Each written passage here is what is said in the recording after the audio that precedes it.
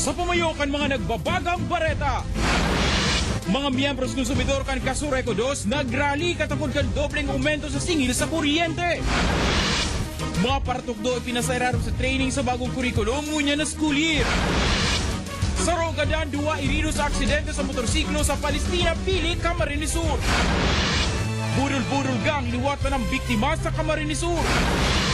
Asin mga produkto gibo sa basura ipigdampok sa sarong exhibit. Halos sa ABS-CBN News Center Naga. Ini ang TV Patrol Bicol.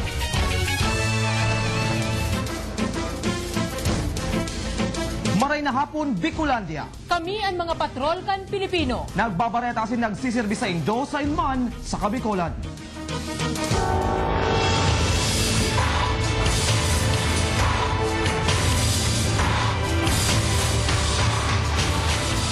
Ipigdagos kan miyembros konsumidores ang indignation rally kontra sa manamiento kan Kasureco 2. Nagpon ang iwal kan ambos lados kan subot mayong pasabing nag-imponer ng 5 pesos na dugang na singil sa kada kilowatt hour ang kooperatiba.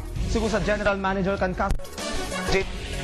nga dapat ang aumento dahil subot ang konsumo kan kada residensya huli kan halawig nating init. Nagpalpak man subot ang kontrata kan kooperatiba sa independent power producer na Into Power. Nagresulta ini sa pagbakal na sanakan Kasureco 2 nin mas mahal na kuryente sa wholesale electricity spot market o WESM.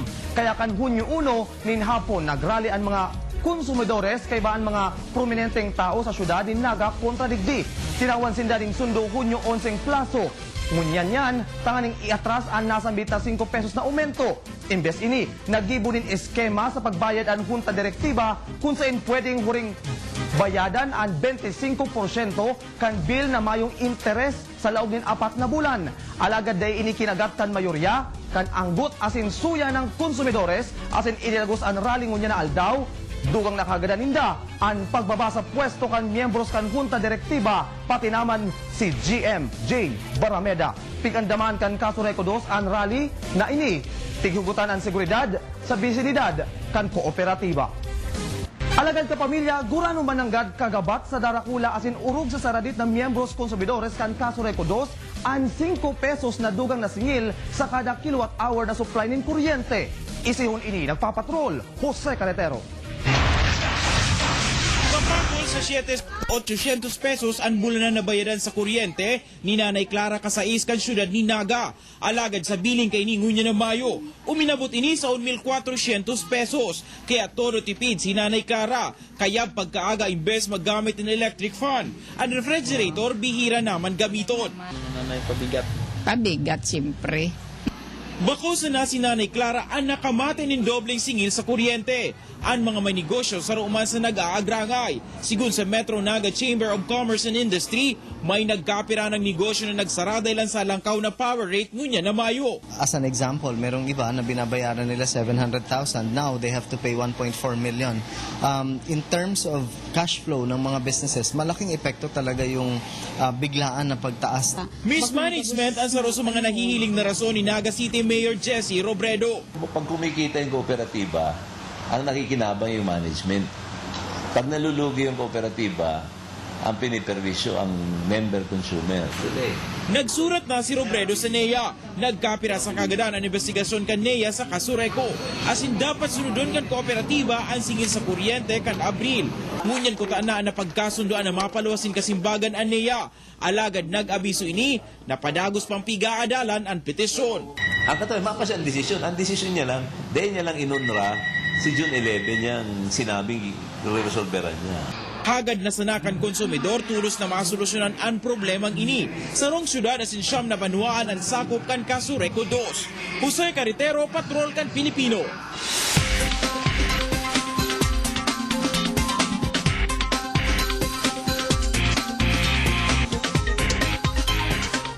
Training kan mga paratukdo para sa 2010 Secondary Education Curriculum na i-implementar ngunya na school year, padagos pa nagpapatrol, Thea Umelan. Maski pangani pirang aldaw na sanantes magpuon ng klarasihan, padagos pa ang pigigibong training ka Departamento de Edukasyon sa mga paratukdo para si ipapautob na bagong kurikulum ngunya na school year. Pigapo din ni kan DepEd na 2010 Secondary Education Curriculum kung saan mas mapapadali ang pagturukan mga paratukdo sa indang mga estudyante. Their education curriculum ay naka-anchored sa tinatawag nating framework na understanding by design. So we are positive that with the introduction of the 2010 secondary education curriculum, teacher will be teaching for understanding. And they will be doing it for design. Sa kwartong ini, mga eksperto sa subject na science ang pinasairarom sa training. Sinday human ang matrain sa mga first-year science teachers pag-abot sa saindang division. Target kan DepEd nagibuhon ang simultaneous mass training sa ikatulong semana kan Hunyo. We are expecting that they will be able to perform higher because we are making the curriculum lean. And so when we make this curriculum lean, the students will have more focus on what they are doing and what they are learning. Sa bagong kurikulum na ini, mas komprehensibo asin madaling maukudan kan mga estudyante ang lektura. Igwa na kaya nin session and teaching guide para sa mga paratukdo. Naka-identify na sa day-to-day lesson, kung ano ang mga activities na appropriate sa indang specific na lugar, specific na experience kang mga aki sa oral daw. Piglalaoman kan DepEd na sa paagi kan bagong kurikulum na ini mas mapapaangat kaini ang kalidad kan edukasyon sa Pilipinas. Theo Melan, Patrol kan Pilipino. Riding in tandem group sa Albay liwat nagpapamate matapos ang election period. Operasyon kan mga ini, higot na pigaandahan kan PNP sa burukasan kan klase. Nagpapatrol, Linya Black. Matapos halionan COMELEC checkpoint sa mga estratehikong lugar sa Albay, sunod-sunod na kaso nin harabasan na naitala kan PNP, partikularmente sa syudad ni Legazpi. Nagkapira sa mga kagibo kaini, 2 o 3 kalalakihan, lunad din motorsiklo. Sigun sa PNP, posibleng pagpapamate na naman ini kan riding in tandem group na naging kulog ning payo kan otoridad nagkapirang bulan antes an election period. Nag-remind ulit sa mga subsang pulis na intensify yung checkpoint kasi nung nakarang eleksyon ay bumaba yung mga ganyan na aktibidad ng lawless elements, yung mga rubber hold-up. Day pa nga ni nagbubukas ng klase, saro ng estudyante na biktima kan 2 lalaking nakamotorsiklo sa luwas kan sarong universidad sa syudad ni Legazpi. Kung kaya asigurasyon kan PNP, sarong mas mahigpit na oplan balik eskwela ang imumot na sa burukasan kan klase sa probinsya ni Albay. Kinakailangan nilang magkaroon ng police assistance desk. Kung may problema, kung ano man nakatanungan, hindi lang sa prison order, doon lang lalapit yung estudyante. Pagiromdom liwat kan PNP sa publiko, magdoble ingat lalo na mga estudyante. Linya Bla, Patrol kan Pilipino. Sa Rugadan, 2 irido matapos na aksidenteng magputok ang ruweda kan sinasakyan nindang motorsiklo sa Palestina, Pili, Camarines Sur. Nagpapatrol, Kate Lovieres. On the spot ang 21 anyos na si Raymond Atoli kan San Jose, Bula, Camarines Sur matapos na aksidenteng tuminalsik sa piglulunadang motorsiklo sa Palestina, Pili bandang alas 5:30 kasubagong aga. Irido asing padagos pang binubulong ang 2 pang kaibanan kaini na sinda Nino Joseph Labayog 23 anyos asing Michael Hornala 28 anyos parehong taga San Roque, Bula.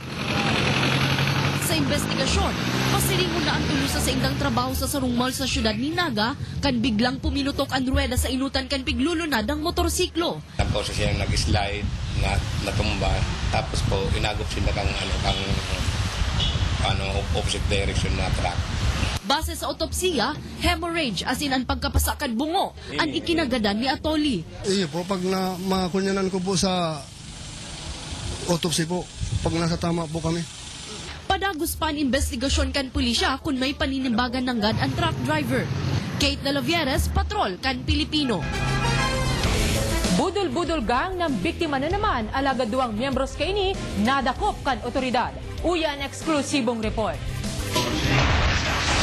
Bit-bit at 150,000 pesos na kwarta haling Metro Manila, nagpasiring sa Banwaan in Bula, Camarines Sur, ang mag-amigong Eddie Baha asin Frederico Sungkuya kasumbang. Katuparan nin daan sarong Freddy na nagpapabakal nin gold bar. Pag-abot sa sitio Banasi, Barangay Pawili alas 12 nin udto, dismayado ang 2 kan madiskubring peke ang ginto. Kan magkabukudan, dakop ang 2 kaiba ni Freddy, Leopoldo Bermas kan Balatan, asin Agustin Talaksan, 75 anyos kan Baaw. 98,500 pesos pa ang na-recover kan mga biktima, mantang nalalay ang 50,000 pesos kan nakadulag na si Freddy. Ego nga akong ginto, papakawakan. Pag mabakal po nga ini, mabayaran ko sa ini. Tapos, tataon tataman kit na kantidad. Magpatulong sila na... Sigun sa mga biktima, nakiulay ang suspect na may ipapabulong na gurang na labian kamatayan. Alagad ang gurang na pigsasabi, iyo mismo ang naarestong si Talaksan. Di ba kung sa ko ka, kuyan, igwa nga akong pambakal, kung mabakal nga tawan takaman, di nag-ibaman ako. Then, nanginginig siya una yung pakita sa akin, nanginginig na siya. So, yun ang ko nga, yun sa heart ko na parang to siya. Talagang kailangan tulungan. Itinao ko baga, pagkatao sa kuya, unin na nga ang bayad. Buda na tracker na ako niyan. Di pagka gawawa ko, sa kursikon niya, di ali na ako. Pag-ali, pag-telikod siya kaya, di gagawa na sa kuya ng ibang kaibako. Sigis doon lang, ako na dyan. Pigahan na pa ang Singaporean nakaibaman kan mga biktima dayo ang nagkapot kan peking gold bar. Kasong swindling ang kinahampang kan mga suspect ngunyan.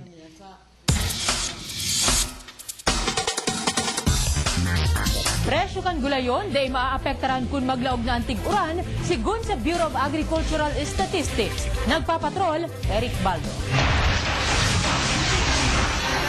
Sa merkado publiko kan syudad ni Legazpi, maniba-ibang klase ng gulayon ang pigtitinda. An iba mga Baguio vegetables, matangan iba mga locally produced. Indikasyon ini sigun sa Bureau of Agricultural Statistics, bastante ang supply ng gulayon sa rehiyon. Nangangahulugan man ini sigun sa ahensya day malako ang presyo kan mga gulayon. Sa ibong kampiganti si parang paglaog kan tag-uran. Kung regular naman ang vegetables, yung inflow ng vegetables dito sa atin, it may not be really that much of the effect. Dagdag pa kan bas, dahil man gayong naapektaran nga sobrang init kang panahon ng supply ng gulayon. Dahil ang takadaklan sa mga tanuman kay ni, nasa halang kawasin malipot na lugar. Kung kaya day subot nagkulang ang rehiyon sa supply. Ang ating vegetables is nasa slope. Kung magkulang man ang supply ng gulayon sa rehiyon sigun sa bas, may bastanding supply ng bang rehiyon na pwedeng makuhanan. Eric Baldo, Patrol kan Pilipino. Masunod na ang update sa nagpapadagos na rally kan miyembros konsumidores kan Casureco 2, tutukan ihahatod mi live. Lalaki na nagtatago ng mga bomba sa harong, rata sa kamot kan otoridad, tutukan ang mga ini asin iba pang mga bareta sa pagbabalik kan TV Patrol, Sipol.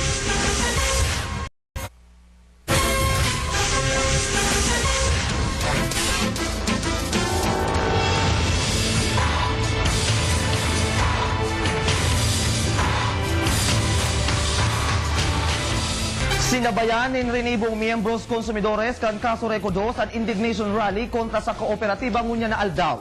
Ini sa ibong kan pighagad na Temporary Restraining Order o TRO kan Casureco kontra sa sinambit na aktibidad. Live sa Casureco 2 sa Del Rosario, Naga City, nagpapatrol si Miles Melia. Miles?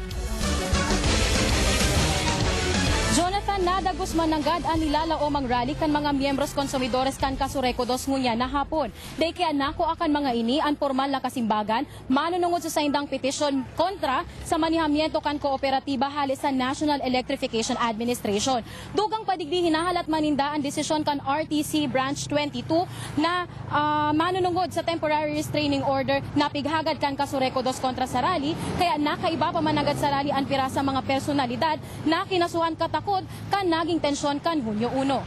Kasubagong agad dinangog kan RTC Branch 22 ang kasong damages with prayer for temporary restraining order and written preliminary injunction na ipigsangat kan Casureco 2 kontra sa 12 mga personalidad na subuot ng inotan sa nabilog na tensyon kan nakaaging Hunyo 1. Pano ang RTC Branch 22 mantang sa luwas, yaon man ang ibang mga miyembros konsumidor.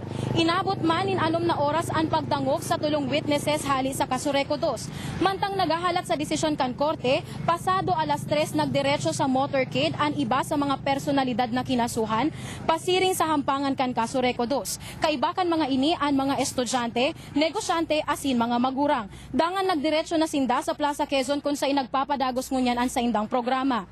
Sarong tarpaulin man na nagpapaabot kan sa indang pangapodan, an pinirmahan kan mga ini na subot ipapadara ninda kay President-elect Benigno Aquino III.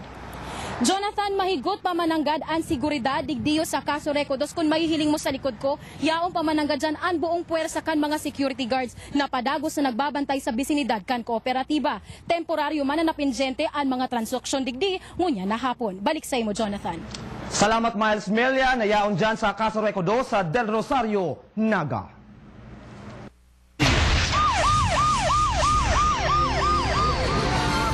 Lalaki na nagtatago nin mga bomba rata sa kamutkan otoridad mantang nagsasagibunin combat operation ang 42nd Infantry Battalion sa kinahulugan Lagunoy, Camarines Sur. Nagpapatrol, Kate De Lovieres. Sa kamutkan otoridad ang 48 anyos sa Sinuel Alarcon kan kinahulugan Lagunoy, Camarines Sur. Dakop ini mantang nagsasagibunin combat operation ang 1st Squad 2nd Platoon kan 42nd Army Infantry Battalion sa lugar bandang alas 5 Miyerkules nin hapon. Si Alarcon ang subot isinumbong kan sarong tipster sa otoridad na may itinatago ini mga bomba sa saindang residensya. Ang katotohanan niyan, ang mga sambayanan ay sawang-sawa na rin sa kanila, no? Kasi sila kahit maliliit na magsasaka, kinukuha na ng pera, ng bigas. Kaya yung mga tao ngayon ay sawang-sawa na sa ginagawa ng mga NPAs na to. Nakuha kay Alarcon ang duwang improvised landmine.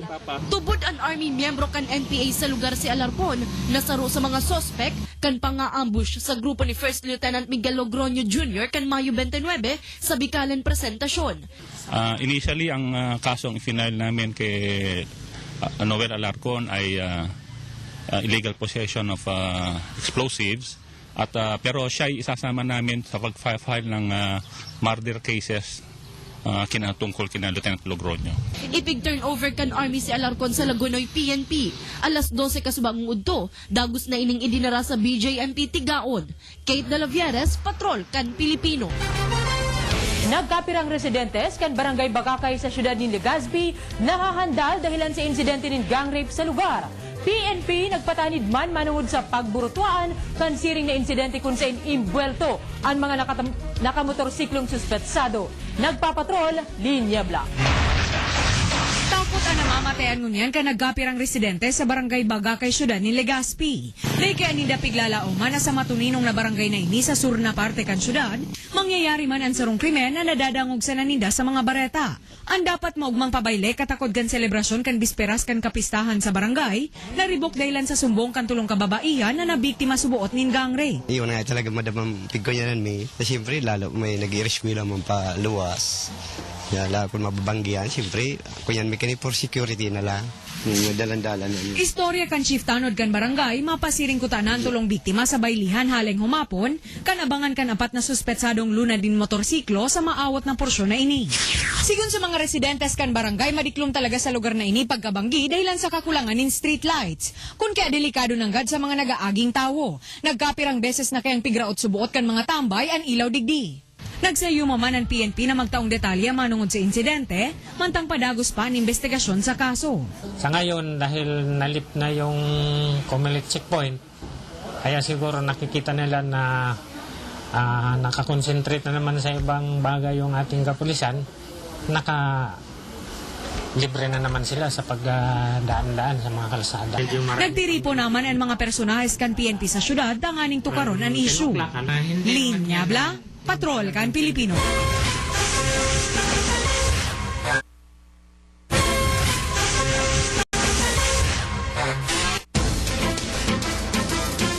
PBB housemate as in Miss Iriga 2010 official candidate na si Linda Backland naghagad dispensa huli sa pananapak niya kay Dominic Lagrimas. Uyan eksklusibong report.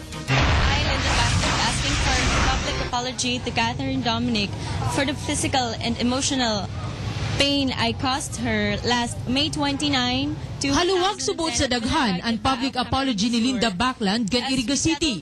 Ginibo ang dispensa mantang sibot na sa ultimong rehearsal kan Miss Iriga Coronation Night ang dating PBB housemate kasubagong aga. Imbes na kasong physical injuries as in public scandal, inina ang napag-ulayan ninda kan beauty tight list na si Dominic Lagrimas kasuugma. talaga yung pero at least Diba, marunong akong mag-accept ng pagkakamali.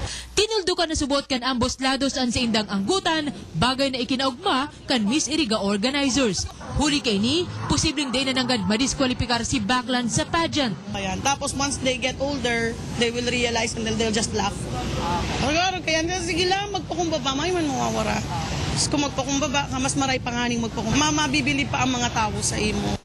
Mayo 29 ka napabaretang sinapak ni Baclan sila grima sa publiko, huli sa selos. Programang Reuse, Reduce, Recycle o 3R kan gobyerno ipinagirumdum sa namamanwaan na iobserbar. Kasabayan pangapulan durante kan exhibit ng mga produktong gibo sa day nalalapang basura. Sinelas at bag na gibo sa lumang dyaryo, mga butones na ginibong pinta sa sinporselas, asin sisay mahuna na kayang maging lampshades, an pahina ng glossy magazines. Ang mga produktong ini, pirasa na sa ipigtampok sa kakatapos pa sa ng Trash to Craft exhibit sa mall na ini sa Naga City.